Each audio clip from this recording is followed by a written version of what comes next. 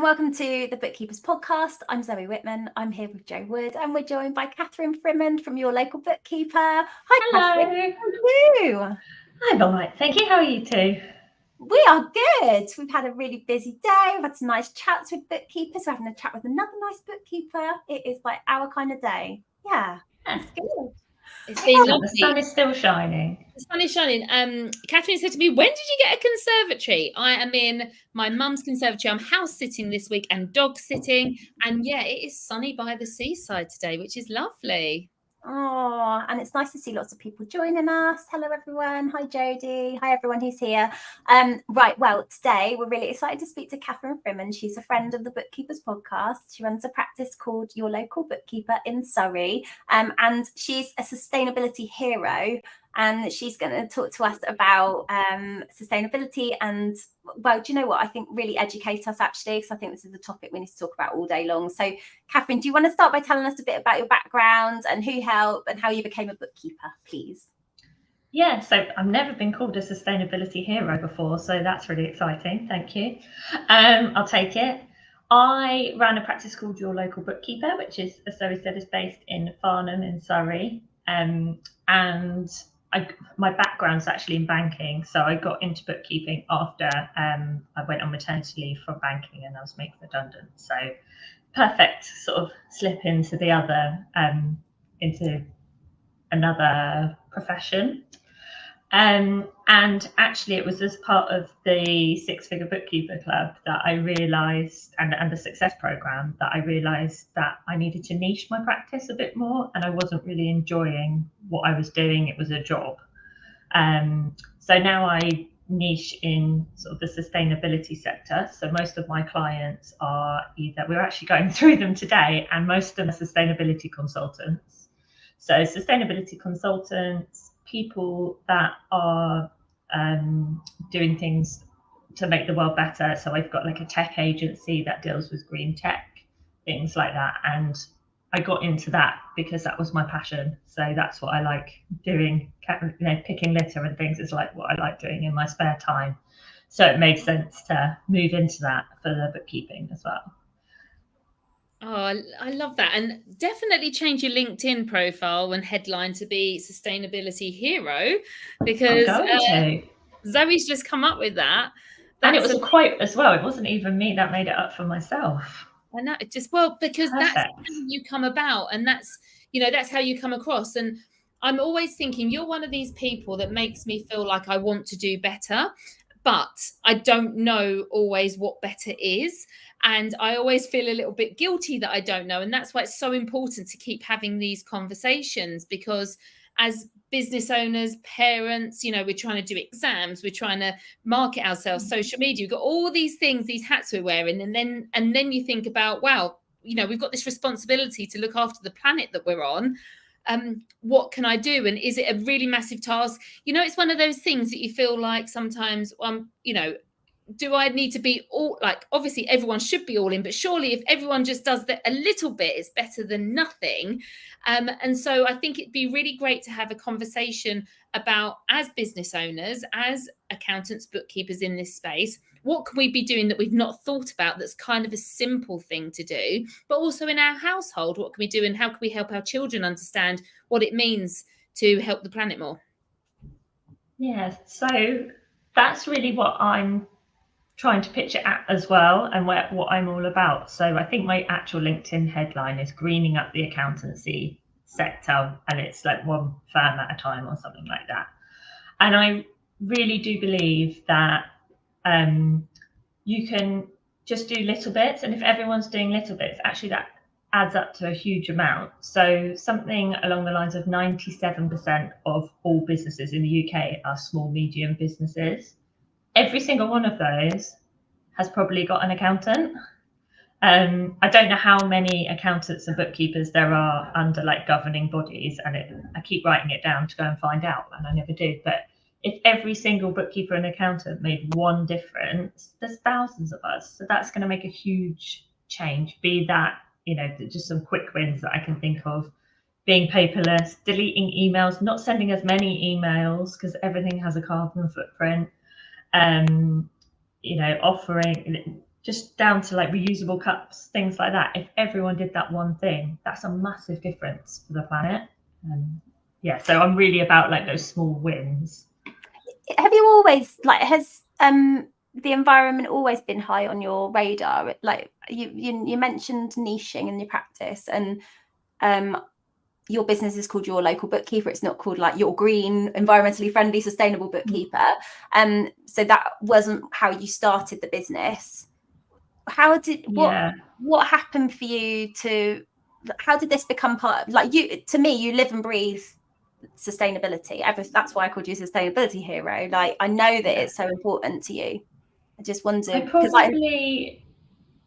probably started, my background was banking, and the bank that I worked for was actually a very well-known building society, and had a few green initiatives there. And there was, I suppose this is like my soul searching, but I realised that I wasn't the same as a lot of other people that work in banking. There was a few people on my team that would go and do like planting trees, things like that, which were more important. But there was also people that were going and buying £700 handbags, which just isn't my jam at all. And so I sort of started realising it was a bit different. And then when I went on maternity leave, I really got in and speaking with someone that now owns our local zero waste shop, and talking to her about the finances for that. And the more, sustainability is one of those things that the more you surround yourself in it and the more you read about it, the deeper the rabbit hole you're getting into, because you find out more and more things about, how we're affecting the planet and then the impacts that we're having. So it was really when I was on maternity leave, I started to get really into it. I had a lot more time on my hands, and because I wasn't working at all, and I would go to the zero waste shop, or we've got like a zero carbon hub near us as well, things like that. I was baking, like all the things that I'm not really sure I do now because I don't have as much time. But I really got into it that way. And I know that when we've spoken before, that was when I started to think, actually, I'm not interested in working with people that don't align with my values at all. I can never see myself with an oil company, or even someone that works with that then has clients with things that are against what I believe in. It's definitely a rabbit hole that once you start, you're in, and you realise. And there's a book called, I wish I had it on my shelf to show you, but a book called The Uninhabitable Earth by David Wallace Wells, which I think I've mentioned to death. And that basically details out all the impacts that we're having on the planet and how it's going to be the end of the human race. And that was a real game changer for me. I think once you've read that and that sort of book, you can't then look back on the actions that you're taking.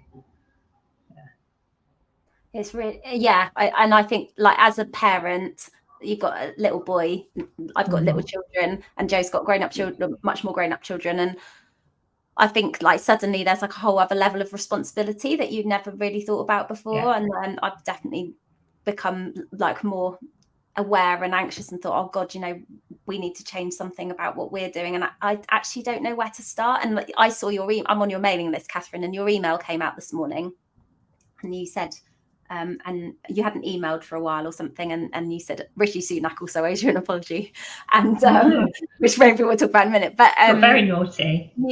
One of the things you said was that you were going to be emailing once a fortnight, and it seemed like, and we talk a lot about building a business that works for you and what success means to you and things like that. And so Joe and I are very much about you building the business, designing it around your life so you can be with your children, live a sustainable life, whatever it is that's important to you. But one of the things that came to me, and I don't know if this was intentional on your part or not, or you have this sort of strategy here, was you're now, rather than committing to sending an email once a week, you're sending an email once a fortnight. And I was thinking, well, you just mentioned about carbon footprint of every email. The moment I read your email, Kathryn, I replied to you, said, great email, well done, deleted your email because I was like, oh my gosh, it's using, like, I'm storing an email I shouldn't store. And then you replied and I was like, great, delete. I was thinking, I'm not allowed to keep this email because they're like, I've listened to you, and it's so interesting. But I think we don't even, like, a carbon footprint of an email? Like how do we don't even know that? And it's about I think so. I run a Facebook group, which a few of the people watching are in as well. And every week we do a quiz and I haven't done it for a while. I'm really sorry because I know it's really popular, but we've done a quiz about, how much is an email carbon footprint. And I think it was like 0.04 grams or something. But every time you send an email, so there's like the electricity to do it, the electricity on your screen, even this podcast going live is creating a carbon footprint. And then it shoots off through the internet ether, and that creates a carbon footprint. And then it sits on your emails on a server somewhere. So there's no such thing as the cloud. The cloud is just a big computer somewhere else, like in America or something. And it sits there and is air conditioned. So it's sitting on a nice hot computer being air conditioned. And that's where your carbon footprint comes in. And actually so you had her actually on the boot camp a couple of weeks ago. Katie Skelton helped me with my email strategy. And she has on the bottom of her emails, please delete this when you're done because you don't need it. So I think I'll probably add something like that. Now you've mentioned that. See, now you've explained that, it makes perfect sense. But when I heard it initially, I was like, well, this is why I get so nervous, because I feel like I don't know what, I hadn't thought it through like that. And now I'm thinking about, like, Zoe saw how many emails I've got unread, not even the read ones the other day, and I'm not even going to tell you. So now I'm going to go. Now I can understand why I need to do that. That makes perfect sense. And I think that's why it's so important, the conversation you're having. It's not about like saying to people, you're bad, you've done that, you've done this. It's not about that. It's just about, and not looking down your nose and people saying, oh, you're doing that. That's really bad. Did you know that's bad? Because I think that's how I've been made to feel sometimes. How stupid are you that you don't understand this? Because I'm so busy trying to do other things that I haven't gone down the rabbit hole. And, and then I feel bad and guilty about that. But it's just about just explaining why. So, because I think we're just logical people. We need to, when you say it, you need to understand what it is. And now I can imagine this big room in Silicon Valley or something being air conditioned. I'm like, oh my God, Joe, delete the emails. Okay, I get it. Yeah. And now that makes sense. And now if we all kind of can implement that, that's why it's just such an important conversation. But that's why I think people really resonate and like you, is because you don't have a go at them. But I feel like other people in this space are kind of aggressive with their message, and it turns people away. Do you find that? Yeah, definitely. And I am going to let you into a secret. I think you two probably know because you've met me, but I'm not a vegan. Everyone thinks I'm vegan. And look at Zoe there. She's a vegetarian, so she gets points. But I'm not vegan. Everyone assumes that I will be, but I like a steak. But it's about me making other choices. So I can't look down on someone that is driving a petrol car, for example, because I'm sitting eating meat and the footprint is equal. And that's not going to get anyone to change either. So if I sit and say, Joe, I know we've laughed about your fake grass in the past. I'm sure you won't mind me saying that you've got fake grass in your garden. But if I look down on you for that, then you're never going to make a difference. The main thing I can do is educate you on why I don't like fake grass in your garden. And then next time you might, when you finally have your house redone or whatever, you might think, oh, Kathryn said that, I might not do it anymore. Or I can only tell you why to take a reusable cup to the shop, but it's your choice. And that's so true, because Kathryn, it didn't enter my head. I was thinking about, all the time I'm talking about how you run a business. And for me, we have a tiny patch of grass and I have a dog that was, and I was like, I just need simplicity. Didn't think about that. But it's because you've said that now, next time I would definitely think about it. And that's the whole piece, isn't it? It's not about berating. It's not having a go. It's just educational, but coming from a place of love. There's loads of things that, you know, we had to get extra recycling bins because I'm like, don't throw anything, like if it can be recycled, it will be. And I then have gone round to my local people, like told them on the neighbourhood WhatsApp and said, do you know you can order big, like more recycling bins? It doesn't cost you anything, like in our council, it doesn't. You can have more. And people are like, oh, that's amazing. Especially when you have, like with the kids' birthdays and Christmas and stuff, there's so much. So there's other things that you can do, and no one's going to get everything right all the time. And I love what you said, like that, you know, like, you know, if you're driving, you know, I've had this conversation with you. I've got a 7-seater diesel car, right? And when we had a conversation, I was worried about it, but you said to me, actually, unless, like, it's worse to go and get a brand new car than it is to run this one, you know. So it's done over 100,000 miles. That is my baby, and I run it to the ground, Jo. I'm running it to the ground, Kathryn, for you. But having these conversations, you have changed what we, how we make decisions. And no, we might not have always made the right ones, but it doesn't make us bad people. Now, as long as when you are educated, you take it into account and have a little think, then that's where, you know, that's where we can improve. So I just wanted to say that, like, you are a hero in our eyes around this, because you do come at it very, very differently, and you come at it with love, education and support, rather than making us feel like bad people and that we should all, like, be vegan. And there was a time that the publicity was that diesel cars were better for the planet than petrol cars, and everyone went out and bought a diesel car. And now we know, we've educated, and the science is there or whatever, and we've learned that actually, no, that wasn't the case. And there's problems with electric cars as well. There's lots of talk about how ethical the mining of the batteries are and things like that. And yeah, a new electric car creates more carbon footprint than running your old one into the ground, but over a lifetime it's less. But then you might be charging your electric car with coal and gas, so that's no good either. So it's really difficult, and it's a really difficult, like, no one can be perfect at it at all, and anyone that claims to be is a fibber. It's so hard to know what to do. I was thinking, I have an old car, like we're not the Porsche gang. I haven't got a new car.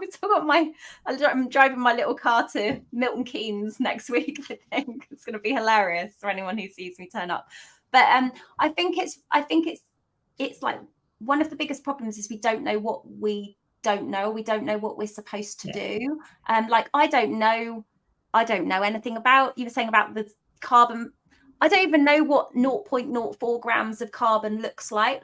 It's so hard to know what to do. And I think this is the thing, like, I know you are really well read on this topic, and you'll be able to. Because that's my hobby. Yeah. But I think it's like we need like a top line. If you do this, it's better, but it's a kind of grey area a lot of the time, because we're really like data driven people. We like the facts and figures, and we want it black and white. And if someone says do that, don't do that, we're going to find it easier.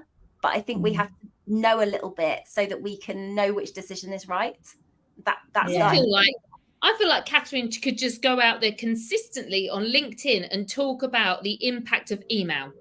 Like, that is, if you impacted the whole of LinkedIn, like by just explaining what you've explained today, like I've seen the comments, everyone's like, well, I can unsubscribe to things. That gives you more you don't unsubscribe to my mailing list, anybody. No, but you can delete it. You can delete it afterwards and have so it's about that education piece, and it's so simplistic, but it's going to need to be repeated and repeated and repeated and repeated for people to actually, like, for it to have impact. I think that is the thing, like you said, it's a rabbit hole, and it's your passion, so you're able to go down it, but actually there's too much for people that it's not their passion for, so then they get overwhelmed and think, I'm just doing it all badly and I won't. Whereas you just saying, like, if everyone today was just to deal with their emails, one email, the impacts that you'd have, you know. And I often think this, right, if I'm going to delete an email, can I unsubscribe? So, like, but it's like, it's a really big, you know, cascading thing, isn't it? But if we all started to tip that scale the other way and started getting on top of it, we can have a massive impact. So I'm very much like you say, Zoe, we are facts and figures people, and actually understanding that science behind it. When you said to me delete emails, it didn't resonate with me because I didn't understand why it was impacting. Now I can visually, maybe I'm, vision learner. Visual. Now I can see this massive room with these air conditioners and holding it. I'm like, oh my God, that it's made an impact. So you're so good at sharing that. And I mean, is there anything else? So email's obviously massive because we're running online businesses. So how does that make, like, for you as well, does running an online business have a bigger carbon footprint than like traditional businesses? That's what I'm trying to understand. I don't know the answer, and I'd have to come back to you. But I think it is still it's still better to be online because I don't go and meet any clients. And I know, Joe, when you had your practice, you weren't meeting any clients either.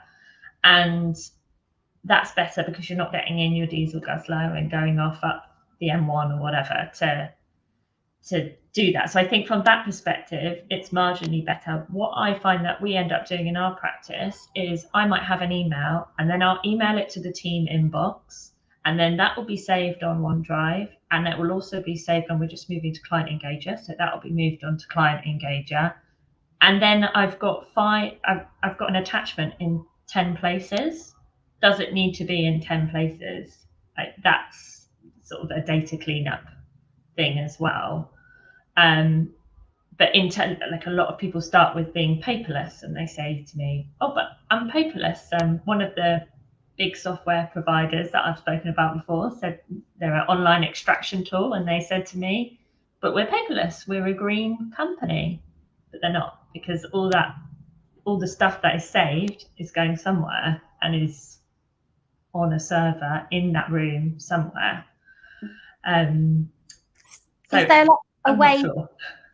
Is there a way, Kathryn, that we could map out? I'm just thinking about, you just talked about that workflow where you receive something from a client with an email attached and with a document attached, and then you save it here, send it to this person, etc. Is it that we can all sit down and map this out and just remove the unnecessary part and rethink? Yeah, I think so. So what gets me is when clients will send something to Dext, but they'll also email it to me. Just delete it.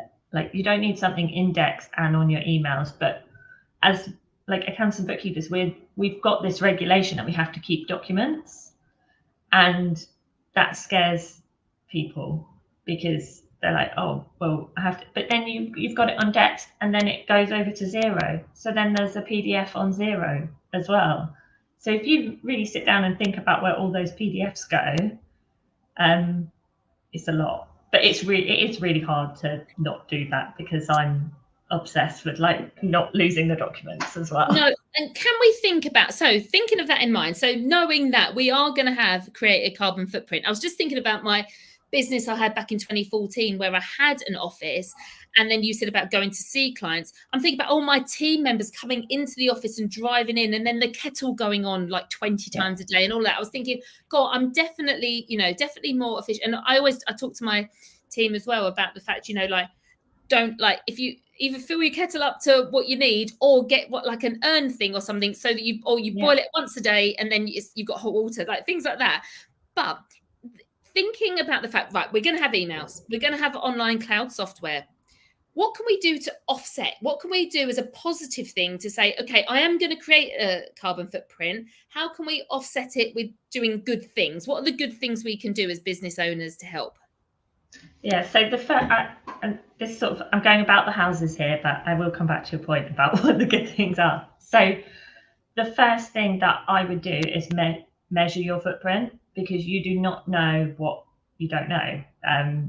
So there's so many tools to do that at the moment. One that's really popular is Ecology Zero.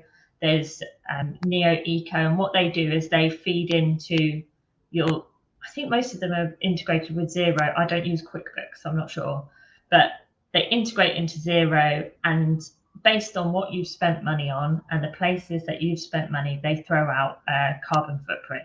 And a carbon footprint is measured in something called CO2e, which is all the greenhouse gases together in a carbon equivalent.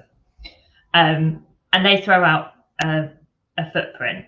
or you can go and have it done by a sort of a sustainability expert. But I really think that just integrating it for like zero, Ecology Zero is free. So why wouldn't you go in and integrate it? Then you can see where you're spending your money. And I think you'd be surprised how many times you go to Costa each week or whatever. So that would be the best place to start. In terms of offsetting, I would always recommend reducing first. So once you've got that carbon footprint, you've measured it, you'll then reduce what you can. So net zero is reduction to the point that you can't reduce any more feasibly in your business. So it's not about having zero emissions. It is about just reducing as much as you can. So you're always going to have car emissions, emails. What do we do all day? Emails, like even the software has a carbon footprint. Once you've reduced it as much as possible, then I would look at offsetting. So there are schemes where you can go, and that's things like planting trees. And I know Penny Allard mentioned B1G1 at her talk at Accountex last week. And that's when you can then offset into accredited projects that are doing things to put things back into the planet. So a great one is replanting sea kelp. Who knew sea kelp was a carbon sink? It gets everyone. It's brilliant. Sea kelp. Wow. So you know loads, clearly so much more, next level knowledge around this. I know you're so passionate about this, and I know that you're doing what you can to impact the accountancy industry, which is amazing, because we need to hear from people like you talking about this. How are you spreading the word at the moment with the accounting world and the bookkeepers world? Yeah. So firstly, I was really, really lucky that some colleagues of mine went to Accountex in Manchester and mentioned me on their stage. So that was Penny, and I don't think Gavin's in here, but Penny did that for me, which I was really grateful for. And there's a few people in the accounting world that are getting up and talking about this.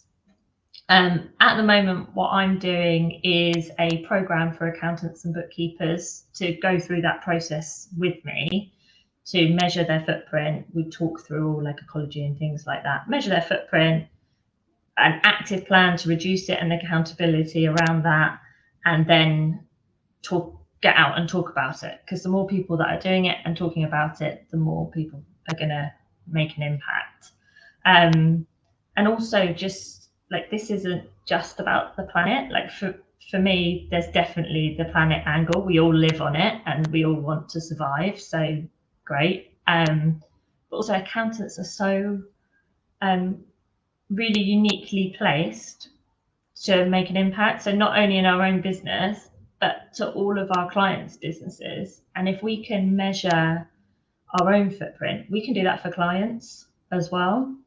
And make money from it. So in my business at the moment, we're offering that service to all our existing clients, and we include then their carbon footprinting within their management reports, and we're charging for it. Oh my God. There's lots we can do. We're really, really uniquely placed to just target everyone. It's such an amazing offering.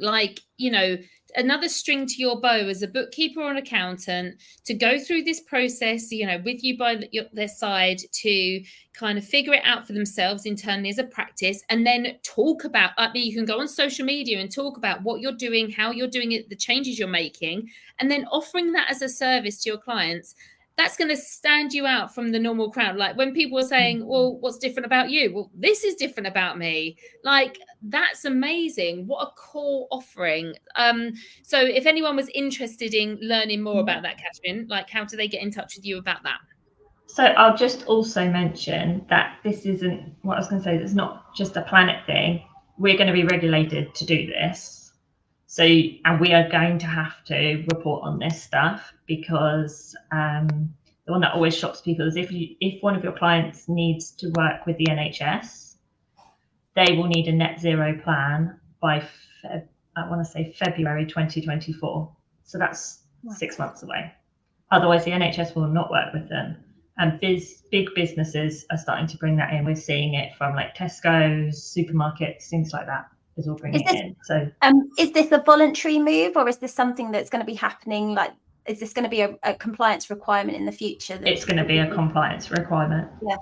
Okay. And it already is for large companies. I don't know the exact figures, but like large companies. Yeah. But that's going to filter through to small absolutely businesses. And we're already seeing that, you know, your milkman down the street, the farmer probably is having to do that now for Tesco's, because Tesco's have to report on it. So everyone is going to need this plan, provided Rishi Sunak doesn't regale all of his promises and take it away. But sorry, I just wanted to add that in, because it's not just the planet. And that's really interesting. But are you saying then, because if this becomes like, you know, depending on powers that we can't have any control over, but if we're on the same trajectory that we think we're on, we're going to have to report it. But are you saying that bookkeepers are going to be like one of the best placed people to be able to report on this because of these kind of links with like zero, ecology zero and things like that? So it's going to be something like that maybe in the future. I'm thinking like, well, there might be exams or things like that we're going to have to like become qualified to be somebody that does this, a bit like compliance with tax. This is going to be compliance in this field. I think it's called IFRS 01 or something. So there's already a regulation in place. You can go to the ACCA website, and I'm sure ACCA do it, and there's a course on it.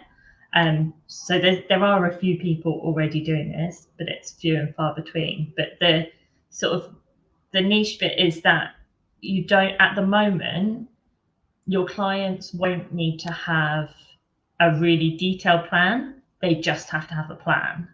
And that's where these free tools, and I think Bookkeepers coming in, is creating that initial plan for them. And we're their advisors. So they're going to come up to us and say, where the hell do I get this from? Oh, hang on, I can do it. And that's going to cost you £1,000 or whatever it's going to cost.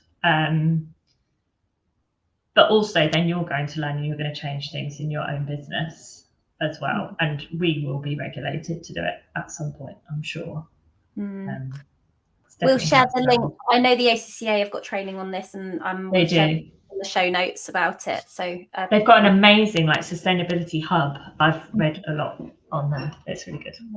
We'll definitely share that. Okay, now I know you're bringing together a group of bookkeepers and accountants who want to influence the plan. And actually, do you know what? Like, just for people who aren't watching this and are listening to the replay instead, like Nikki's here and she said, I'm signing up to Ecology Zero now. People are doing lots of things. Laura is unsubscribing from some mailing lists. Laura. Jodie's been unsubscribing and deleting things that she doesn't need to file. And I think that, you know, like just off the back of this conversation, people are taking action, and there's something simple that everybody can do today. But what is it that they can, how can they learn more from you and, you know, what you're sharing with the community?